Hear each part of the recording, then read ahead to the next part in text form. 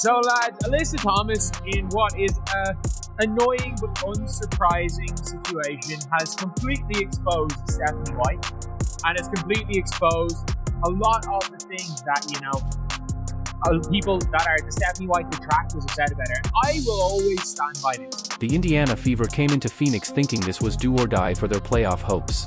Instead, they got torched by none other than Alyssa Thomas, and it wasn't just on the court. Her post-game comments hit harder than the scoreboard. This wasn't your average soundbite, it was the kind of line you drop when you've known a coach too long and decide to pull the curtain back. And who was in her sights? Stephanie White. Imagine hearing one of your former players basically say, "We knew every single thing you were about to run." That's not scouting, that's exposure. The Fever lost again, no surprise there, but this one felt uglier. Fans already frustrated with White's recycled Connecticut Sun offense had to sit through another collapse, this time against the Mercury.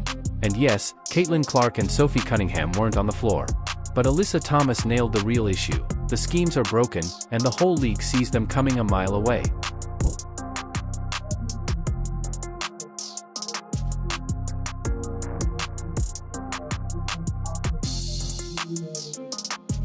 Think about it, Indiana's head coach is leaning on a playbook so stale, so predictable, that her own former players can sit there and call out the entire game plan before the opening tip. Alyssa Thomas didn't just talk about it, she backed it up.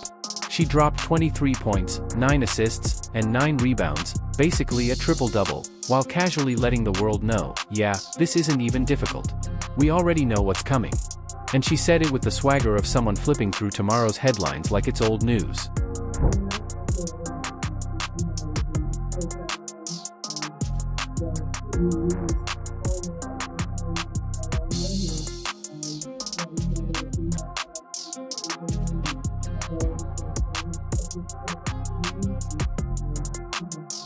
Now here's where it gets brutal. Stephanie White isn't just another coach to Alyssa Thomas, she's a former coach, someone who supposedly knows every detail of Alyssa's game. And yet, what happens? Alyssa exposed her like a magician pulling back the curtain on another magician's tricks in front of a live audience. That's not strategy, that's straight-up humiliation. And fans online didn't hesitate to pile on. The reactions came fast. How do you expect to win when the other team literally has your entire script memorized? Spoiler alert, you can't.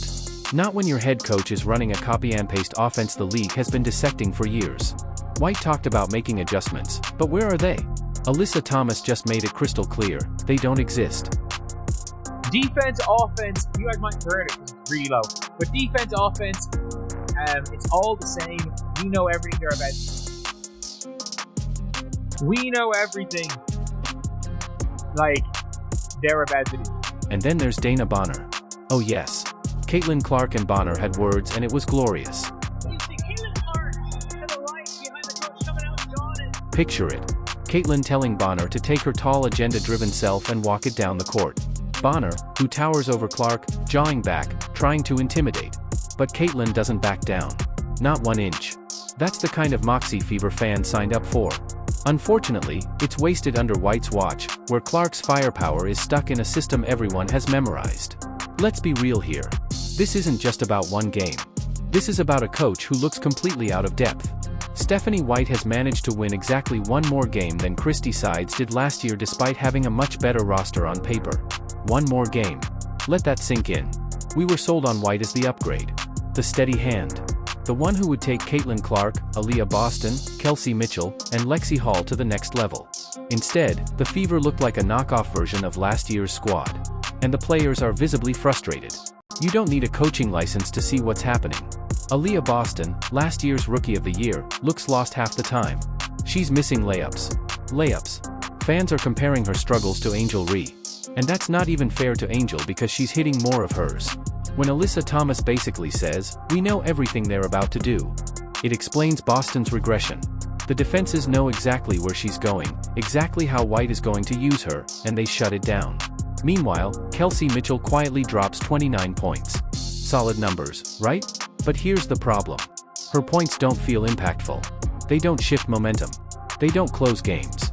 That's not all on Mitchell. That's on a system that doesn't maximize her scoring bursts. Lexi Hall gave everything she had.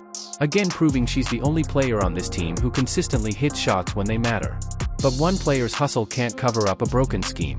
This is the biggest reason why Stephanie White and such success with the Indiana Fever, because they're playing Connecticut Sun basketball.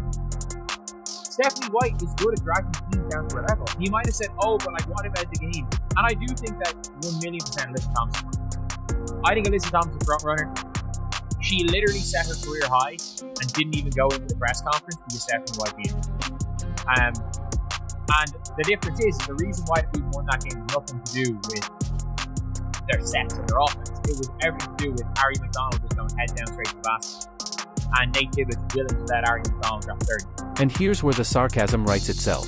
Stephanie White has been outcoached so badly, Alyssa Thomas didn't even bother to dress it up. No coach speak, no cliches, just straight honesty. We knew everything they were about to do. You can't buy honesty like that.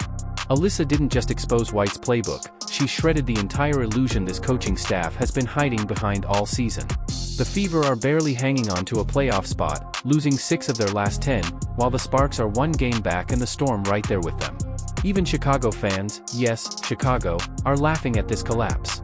And here's the kicker, if the Fever crash out, it won't be about injuries. It'll be about a coach who refuses to evolve. Fans have been screaming it all season. The stale, Sun-style offense, 0 defensive adjustments, ISO ball when Clark isn't playing. Alyssa just confirmed every single criticism. She didn't hint at it, she validated it. White isn't adjusting, she's recycling. And let's not ignore the conflict of interest. Alyssa Thomas and DeWanna Bonner aren't just opponents, they're White's former players. Watch her body language when they're on the court. Does that look like a coach fighting tooth and nail for her current team, or someone stuck in nostalgia? Because nostalgia doesn't win playoff games, it loses them. Here's where it stings for Fever fans, Alyssa wasn't exaggerating. Watch the tape.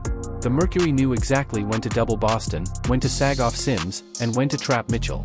They weren't reacting, they were anticipating. That's what happens when your offense is so predictable your old players could run it in their sleep. And this goes beyond X's and O's. White was supposed to be building around Caitlin Clark's versatility, shooting from the logo, passing in traffic, drawing doubles. But what's the point of having a generational talent if you force her into a system everyone already knows? That's not coaching. That's malpractice. Panic is written all over White's sideline demeanor. No adjustments, no answers, just pacing and crossed arms while her assistants look more engaged than she does. Players feel that. Boston's slumped shoulders, Mitchell's empty buckets, Lexi Hull grinding with no payoff, it all screams a locker room that's losing belief. And Alyssa Thomas drove the dagger in. White hasn't evolved since coaching her and Bonner. Same playbook. Same tendencies. Same outdated philosophy. The WNBA moves fast. If you're running a 2019 scheme in 2024, you're toast. And now, everyone knows it. So here's the bottom line, this isn't just another bad loss. This is testimony. Alyssa Thomas exposed the Fever, the coaching staff, and the front office's bad bet. If Clark doesn't return this year, you can bet part of it is because she doesn't trust the system. And if White doesn't adapt, Clark plugging back in won't matter anyway, it's still a broken machine. The Fever can't hide behind injuries anymore. They can't hide behind excuses. They've been exposed by one of White's own former players, and that's as damning as it gets. Alyssa Thomas didn't just speak for herself, she said what fans scream every night, what the media refuses to ask, and what the league now knows for sure, Stephanie White is in panic mode, and the mask has been ripped off.